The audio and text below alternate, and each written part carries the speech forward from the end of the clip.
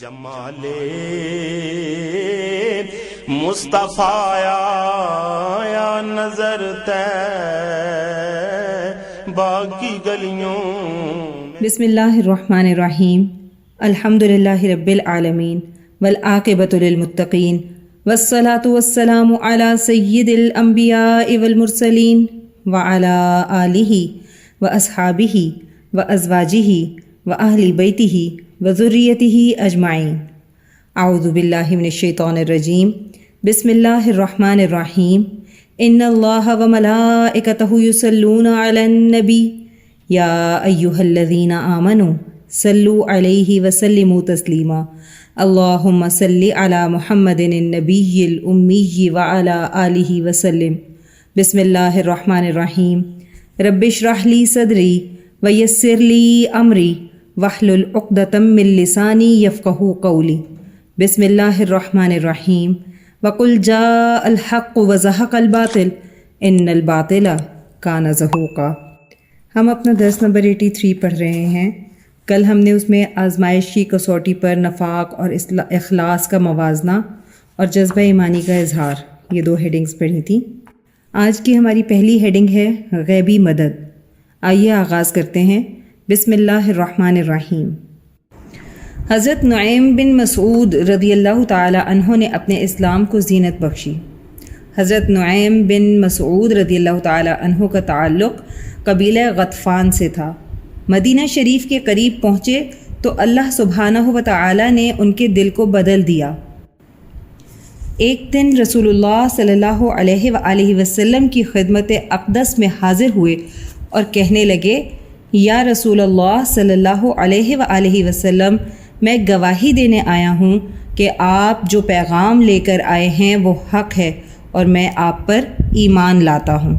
نعیم بن مسعود رضی اللہ تعالی عنہ عرض کرنے لگے، یا رسول اللہ صلی اللہ علیہ وآلہ وسلم، میری قوم والے نہیں جانتے کہ میں مسلمان ہو گیا ہوں. میں چاہتا ہوں کہ دین اسلام کی کوئی مدد کروں، کوئی تدبیر کروں تاکہ ان دشمنوں کی جماعت آپس میں ہی منتشر ہو جائے. رسول اللہ صلی اللہ علیہ وآلہ وسلم نے فرمایا، فَإِنَّ الْحَرْبَ خُدَعَةٌ، کہ جنگ تو دراصل حیلہ اور تدبیر کا ہی نام ہے. تم اپنے گروہ میں رہ کر مسلمانوں کی مدد کرو، تمہیں اجازت ہے. حضرت نعیم بن مسعود رضی اللہ تعالی عنہ کا بنو قریظہ کے پاس جانا. حضرت نعیم بن مسعود رضی اللہ تعالی عنہ ایسی تدبیر کر گئے کہ ایک گروہ کو دوسرے گروہ سے وحشت ہونے لگی. حضرت نعیم رضی اللہ تعالی عنہ سب سے پہلے بنو قریظہ میں آئے. بنو قریظہ والوں نے بڑی خوشامد کی اور کھانے اور شراب کے ساتھ تواضع کی. حضرت نعیم رضی اللہ تعالیٰ عنہ فرماتے ہیں کہ میں نے کہا، میں ان ساری چیزوں کے لیے تمہارے پاس نہیں آیا، بلکہ مجھے آپ لوگوں کے متعلق فکر ہو رہی ہے. میں آپ لوگوں کو ایک مشورہ دینا چاہتا ہوں. بنو قریظہ نے کہا، ٹھیک ہے، بتاؤ کیا کہنا چاہتے ہو. حضرت نعیم رضی اللہ تعالیٰ عنہ نے فرمایا، بس میرے آنے کا ذکر کسی سے نہ کرنا. تم لوگ جانتے ہو کہ بنو قینقاع اور بنو نذیر کو ان کی غداری کی وجہ سے مدینہ سے جلا وطن کر دیا گیا، اور تم لوگ قریش اور غطفان والوں کا ساتھ دے رہے ہو. اگر یہ لوگ جنگ میں کامیاب ہو گئے تو ٹھیک ہے، لیکن ذرا سوچو، اگر وہ جنگ میں ناکام لوٹتے ہیں تو ان کے گھر، مال، بیوی، بچے سب مکہ میں محفوظ ہیں. اور تم لوگ کیا سمجھتے ہو، کیا محمد صلی اللہ علیہ وآلہ وسلم اور ان کے ساتھی تمہیں مدینے میں رہنے دیں گے؟ اپنی فکر کرو کہ تمہارے ساتھ کیا ہونے والا ہے. میرا مشورہ یہ ہے کہ تم لوگ قریش اور غطفان والوں سے 70 بڑے سردار بطور گروی رکھواؤ، اور یہ شرط رکھو کہ جب تک ہم مسلمانوں کو نیست و نابود نہیں کر دیں گے یہ لوگ ہمارے پاس ہی رہیں گے. بنو قریظہ کو نعیم بن مسعود رضی اللہ تعالی عنہ کی یہ تجویز بہت پسند آئی. حضرت نعیم بن مسعود رضی اللہ تعالی عنہ کا قریشی لشکر میں جانا. اس کے بعد حضرت نعیم بن مسعود رضی اللہ تعالی عنہ قریشی لشکر کے پاس پہنچے اور کہنے لگے کہ مجھے ایک اہم بات معلوم ہوئی ہے. میں آپ کو اس شرط پر بتاؤں گا کہ آپ اس بات کو راز رکھیے گا. آپ لوگوں کو بنو قریظہ کی کچھ خبر ہے کہ ان کو محمد صلی اللہ علیہ وآلہ وسلم کے ساتھ معاہدہ ختم کر کے اب شرمندگی ہو رہی ہے۔ ان لوگوں نے مسلمانوں سے عہد کیا ہے کہ وہ قریش کے 70 بڑے سردار کو اپنے پاس بلا کر قتل کریں گے تاکہ محمد صلی اللہ علیہ وآلہ وسلم ہم سے راضی ہو جائیں۔ اب میں تمہیں خبردار کرتا ہوں کہ بنو قریظہ اگر تم سے 70 سردار بطور رہن مانگیں تو تم ہرگز ان کے حوالے نہ کرنا۔ حضرت نعیم بن مسعود رضی اللہ تعالیٰ عنہ نے یہ ساری باتیں بنو غطفان میں جا کر دہرائیں جو قریش مکہ سے کہیں، اور ان تمام باتوں کو راز میں رکھنے کا حکم دیا۔ تدبیر کے اثرات۔ قریش مکہ اور غطفانی سرداروں نے حضرت نعیم بن مسعود رضی اللہ تعالیٰ عنہ کی بات کی تصدیق کے لیے اپنے آدمیوں کو بنو قریظہ کے پاس بھیجا۔ انہوں نے جا کر بنو قریظہ سے کہا، ہم بہت مشکل میں ہیں اور صورتحال بہت نازک ہے، تم لوگ بھی سرحد پر ہمارے ساتھ مل کر جنگ کے لیے آ جاؤ۔ بنو قریظہ نے کہا، صبح ہفتے کا دن ہے اور تم لوگوں کو معلوم ہے کہ ہفتے کے دن جنگ کرنا ہمارے مذہب میں نہیں ہے، ہم ہفتے کے دن خون ریزی نہیں کرتے، اور دوسری بات یہ کہ ہم آپ لوگوں کے ساتھ مل کر اس وقت تک جنگ نہیں کر سکتے جب تک آپ لوگ اپنے 70 سردار ہمارے حوالے نہ کریں۔ قریش مکہ اور غطفان والے سمجھ گئے کہ نعیم بن مسعود رضی اللہ تعالیٰ عنہ نے بالکل ٹھیک کہا تھا کہ بنو قریظہ کی نیت خراب ہو چکی ہے۔ یہ سب رحمت للعالمین صلی اللہ علیہ وآلہ وسلم کی دعا کے طفیل ہوا۔ دشمن خدا کے گروہوں کا کمزور ہو جانا اور ان میں پھوٹ پڑ جانا، یہ دراصل سرور کونین سید المرسلین صلی اللہ علیہ وآلہ وسلم کی دعا کے طفیل ہوا۔ حضرت ابو سعید خدری رضی اللہ تعالی عنہ سے روایت ہے کہ ہم نے جب رسول اللہ صلی اللہ علیہ وآلہ وسلم سے حصار کی شدت اور سختی کا ذکر کیا اور آپ صلی اللہ علیہ وآلہ وسلم سے دعا کی درخواست کی تو رسول اللہ صلی اللہ علیہ وآلہ وسلم نے دعا فرمائی، اللہم منزل الکتابی وسریع الحسابی اہزم الاحزابی اللہم اہزمہم وزلزلہم وانصرنا علیہم۔ اے اللہ، تو قرآن کا نازل فرمانے والا ہے اور جلد حساب لینے والا ہے، ان قبیلوں کو شکست دے۔ اے اللہ، ان کو شکست دے اور ان کو لڑکھڑا دے اور ان پر ہماری مدد فرما۔ رسول اللہ صلی اللہ علیہ وآلہ وسلم نے یہ دعا بھی ارشاد فرمائی، یا صریخ المکروبین یا مجیب المضطرین اکشف ہمی و غمی و کربی فإنک تری ما نزل بی و بی اصحابی۔ اے مصیبت زدوں کی فریاد رسی کرنے والے، اے پریشان حالوں کے سننے والے، میرے غم و الم کو دور فرما دے، کیونکہ تو دیکھ رہا ہے کہ مجھ پر اور میرے اصحاب رضی اللہ عنہم پر کیسی پریشانیاں آئی ہیں۔ اس کے بعد ہمارے پاس ہے سلسلہ ترغیب و ترہیب، اور اس کا عنوان ہے محبوب صلی اللہ علیہ وآلہ وسلم کے طفیل امت محمدیہ صلی اللہ علیہ وآلہ وسلم کا اعزاز۔ حضرت کعب احبار رضی اللہ تعالی عنہ فرماتے ہیں کہ حضرت آدم علیہ السلام نے اپنے بیٹے حضرت شیث علیہ السلام سے فرمایا، اے میرے بیٹے، تم میرے بعد جانشین ہو، اللہ کا تقوی اختیار کرنا۔ جب بھی اللہ کا ذکر کرو تو اس کے ساتھ حضرت محمد صلی اللہ علیہ وآلہ وسلم کا اسم مبارک ضرور لینا، کیونکہ میں نے ان کا نام عرش کے پائے پر اس وقت لکھا ہوا دیکھا تھا جب میں روح اور مٹی کی درمیانی حالت میں تھا۔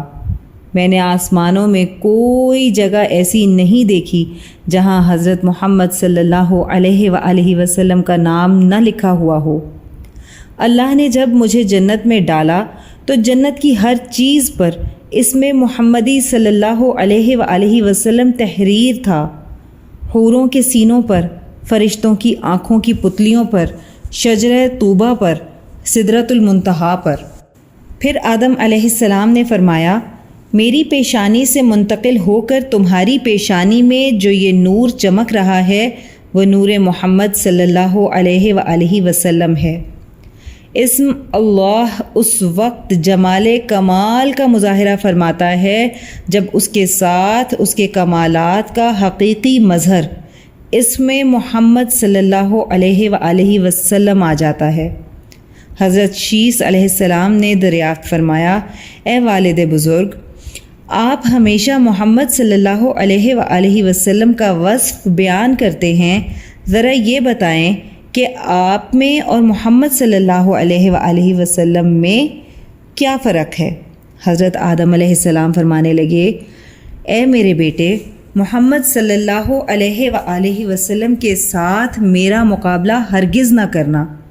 ان کی بزرگی کا اندازہ اور ان کی امت کا موازنہ کرنے سے تجھے پتہ چل جائے گا کہ ان کا مرتبہ کیسا اونچا ہے۔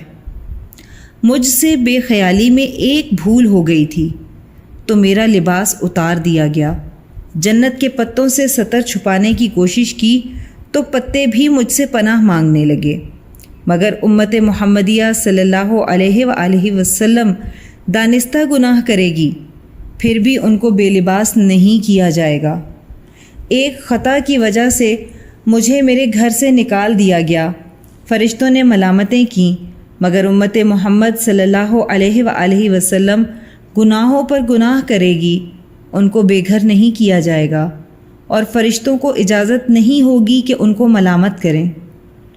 ایک خطا پر مجھ کو میری اہلیہ سے جدا کر دیا گیا، مگر امت محمدیہ صلی اللہ علیہ وآلہ وسلم بے شمار جرم کرے گی، مگر ان کی بیویاں ان سے جدا نہ ہوں گی۔ تمہاری والدہ حوا علیہ السلام کو جدائی کی مصیبتیں جھیلنی پڑیں، ان کی بیویوں کو مفارقت کے داغ سے ارحم الراحمین بچا لیں گے۔ میری ایک خطا پر دونوں جہانوں میں شور مچ گیا۔ وَعَصَىٰ آدَمَ رَبَّهُ، آدم نے اپنے رب کی نافرمانی کی۔ میری اولاد کے سامنے قیامت تک کہا جاتا رہے گا، لیکن امت محمدیہ صلی اللہ علیہ وآلہ وسلم ہزار گناہ کرے گی اور رسوائی سے بچا لی جائے گی۔ ایک بھول کی پاداش میں 300 برس تک روتا رہا، مغفرت طلب کرتا رہا، مگر اس وقت تک توبہ قبول نہ ہوئی جب تک آقا صلی اللہ علیہ وآلہ وسلم کا وسیلہ نہ پکڑا۔ لیکن امت محمدیہ صلی اللہ علیہ وآلہ وسلم دانستہ گناہ کرنے کے بعد مغفرت کے لیے ہاتھ اٹھائے گی تو رحمت خداوندی ان کو اپنے دامن میں سمیٹ لے گی۔ فرمانے لگے، کہاں تک بیان کروں محبوب رب دو جہاں صلی اللہ علیہ وآلہ وسلم کے مناقب؟ بس اتنا جان لو، اگر اپنی زندگی کی ابتدا سے انتہا تک کامیابی چاہتے ہو تو ذکر الہی کے ساتھ ذکر محمدی صلی اللہ علیہ وآلہ وسلم کے ساتھ مشغول رہو۔ یہ ایک ایسی کنجی ہے جس سے اللہ سبحانہ و تعالی کی رحمت خود بخود وارد ہوتی ہے۔ حدیث مبارکہ کا مفہوم ہے، معراج کی رات جب سدرۃ المنتہا پر اللہ کے محبوب صلی اللہ علیہ وآلہ وسلم قاب قوسین کی طرف تشریف لے جا رہے تھے، اس وقت محبوب صلی اللہ علیہ وآلہ وسلم نے حضرت جبرائیل علیہ السلام سے دریافت فرمایا کہ اے جبرائیل، تمہاری کوئی حاجت ہو تو میں اللہ کے سامنے بیان کروں؟ جبرائیل علیہ السلام عرض کرنے لگے، یا رسول اللہ صلی اللہ علیہ وآلہ وسلم، جب آپ کی ملاقات اللہ سبحانہ و تعالی سے ہو تو آپ میری یہ درخواست عرض کر دیجئے گا کہ اللہ تعالی قیامت کے دن میرے بازوؤں کو اور وسیع کر دے تاکہ میں پورے صراط پر سے امت محمدیہ صلی اللہ علیہ وآلہ وسلم کو اپنے بازوؤں میں سمیٹ کر گزاروں۔ کعبہ قوسین کے مقام پر جب راز و نیاز کی باتیں ہو رہی تھیں، اس وقت اللہ سبحانہ و تعالی نے خود محبوب صلی اللہ علیہ وآلہ وسلم کو یاد دلایا کہ جبرائیل نے آپ سے درخواست کی تھی۔ اللہ کے حبیب صلی اللہ علیہ وآلہ وسلم فرمانے لگے، یا اللہ، آپ ان کی حاجت کو بہتر جانتے ہیں۔ اللہ سبحانہ و تعالی نے فرمایا کہ میں نے جبرائیل کی حاجت قبول کر لی ہے، مگر ان لوگوں کے حق میں جو آپ کے عاشق ہوں گے، آپ سے محبت رکھتے ہوں گے۔ اللہم اجعلنا منہم، اللہ تعالیٰ ہمیں سب کو ان میں سے کر دے، آمین ثم آمین۔ یہاں ہمارا درس نمبر 83 مکمل ہو گیا۔ آئیے دعا کر لیتے ہیں۔ اللہم صلی علی محمد النبی الامی وعلی آلہ وسلم۔ یا اللہ، ہماری اس ادنا سی کوشش کو قبول و منظور فرما لیں اور اس کو ہماری بخشش کا ذریعہ بنا دیں، اس کو قیامت تک امت کے لیے ہدایت اور عشق نبی صلی اللہ علیہ وآلہ وسلم کا ذریعہ بنا دیں۔ اے اللہ، جو کچھ پڑھا سنا اس کا ثواب سب سے پہلے آقا کریم حضرت محمد صلی اللہ علیہ وآلہ وسلم کی بارگاہ عالیہ میں تحفتاً، ہدیتاً، نذرانتاً، محبتاً، عقیدتاً پیش کرتے ہیں، قبول و منظور فرما لیں۔ نبی کریم صلی اللہ علیہ وآلہ وسلم کی برکت اور وسیلہ جمیلہ سے اس کا ثواب تمام انبیاء کرام، خلفائے راشدین، امہات المؤمنین، اہل بیت اطہار، صحابہ کرام، صحابیات، بزرگان دین، اولیاء اللہ، شہداء، صدیقین، صالحین، مؤمنین، مؤمنات، مسلمین، مسلمات کو پیش کرتے ہیں، قبول و منظور فرما لیں۔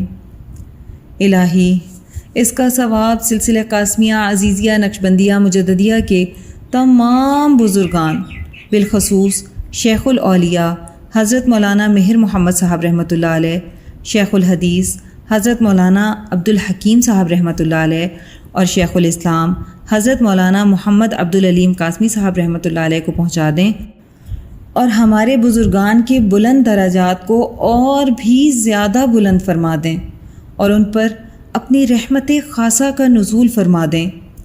یا اللہ، ہمارے مرشد گرامی حضرت شیخ عزیز القاسمی حکیمی مہروی نقشبندی مجددی دامت برکاتہم العالیہ پر اپنا خاص فضل اور خانقاہ اور مدرسے پر اپنا خصوصی کرم فرما دیں اور انہیں امت کے لیے ہدایت و شفا کا ذریعہ بنا دیں، آمین بحرمت سید المرسلین صلی اللہ علیہ وآلہ وسلم۔